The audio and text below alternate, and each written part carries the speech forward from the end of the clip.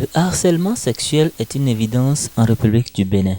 Afin d'éradiquer ce phénomène, le réseau des femmes syndicalistes du Bénin, avec l'appui de la Fondation Friedrich Ebert, a organisé ce mercredi 7 novembre 2021 une table ronde multi-acteurs sur le code de l'éthique et de la bonne conduite sur le harcèlement en milieu du travail au Bénin. Cette rencontre, qui s'est tenue au siège de la Fondation, fait suite à plusieurs séances de travail. Le chemin est long, mais la Fondation, jusqu'à ce jour, ne s'est pas lassée de continuer à nous soutenir.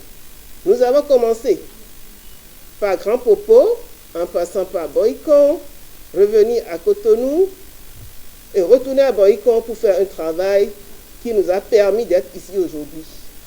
On s'est donné un petit agenda pour commencer. Et notre premier pas, c'était d'essayer de faire et d'obtenir notre code de conduite. Parce qu'avant de demander aux autres de mieux se comporter envers nous, nous devons savoir nous-mêmes comment nous comporter et comment les gens qui sont dans notre milieu proche doivent se comporter. C'est ce qui fait notre présence ici aujourd'hui. La Fondation a fini par nous accompagner à avoir ce joyau. Quant à nous, ici présents aujourd'hui, je nous inviterai à suivre la présentation et ensuite à aider le REFES à porter ce projet pour pouvoir la divulguer et faire les actions qui doivent le compléter pour nous amener vers les autorités pour avoir la ratification. Pour Nouratou Zato Koto Yerima, chargé de programme à la Fondation, l'objectif principal de ces différentes activités sur le terrain est d'amener le gouvernement du Bénin à la ratification de la Convention 190 pour permettre à la femme d'être épanouie dans son lieu de travail. La Convention 190 pour le travailleur ou la travailleuse dans le monde entier en général et au Bénin en particulier met l'accent un peu sur la lutte contre les discriminations qu'on observe en milieu du travail. Et au nombre des discriminations qu'on peut observer, on a la question du harcèlement moral et sexuel, dont sont sujets beaucoup de travailleuses et qui, il faut le dire, dans notre pays, a mis du temps à ressurgir, a mis du temps à se faire entendre. Et donc, en cela, je pense que notre action ou notre processus, le processus de demande de ratification dans lequel le REFES et la Fondation sont mis, et ce processus-là vient à point nommé parce que avant le REFES, plusieurs personnalités sont montées au créneau pour commencer par dénoncer toute forme de harcèlement sexuel ou moral en milieu du travail.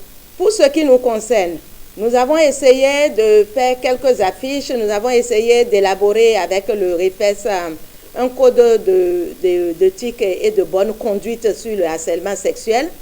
Et nous espérons que les organisations que nous avons invitées ici vont se joindre au REFES pour continuer les actions de sensibilisation. Et nous verrons aussi avec les hommes et les femmes des médias quelle pourrait être la partition qu'ils pourront jouer pour qu'on ait une campagne, une bonne campagne qui va peut-être nous amener à être logés parmi les premiers pays ouest africains à avoir ratifié la Convention 190. À sa prise de parole, M.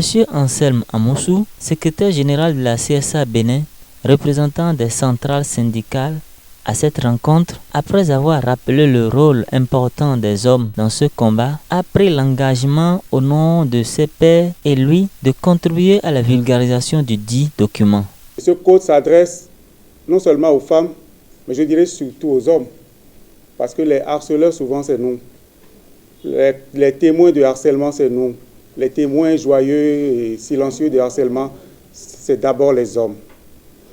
Et c'est d'autant plus important que en parlant de briser le silence, nous devons tous comprendre que c'est l'un des objectifs phares de ce genre de documents, qui sensibilisent et qui appellent les femmes à ne plus se taire, à ne plus subir en silence. C'est d'autant plus difficile ou d'autant plus important à relever parce que quand on regarde un peu l'actualité de chez nous, on voit bien les femmes qui osent Les quelques rares femmes qui ont osé, on a vu le traitement qu'on a fait d'elles sur les réseaux sociaux. Je viens du milieu de l'enseignement. Et habituellement, ce que nous, les hommes enseignants, nous faisons, surtout nous, les parents de filles harcelées, martyrisées, ce que nous faisons, lorsque une fille, une élève, une écolière tombe enceinte, on arrange, on protège, on se protège. Et quand finalement, l'argument massu que nous présentons, c'est il est prêt à assumer. Il est prêt à assumer. Il va supporter la grossesse, il va épouser la fille, il va l'installer, etc., etc. Et on pense qu'en faisant ça, qu'en disant ça, qu'en contribuant à ça, on a corrigé la faute. Donc ce document, il est important pour que chacun de nous, surtout les hommes, comprenions que nous prenons beaucoup de risques. Encore une fois, au nom des confédérations, je voudrais vous dire merci.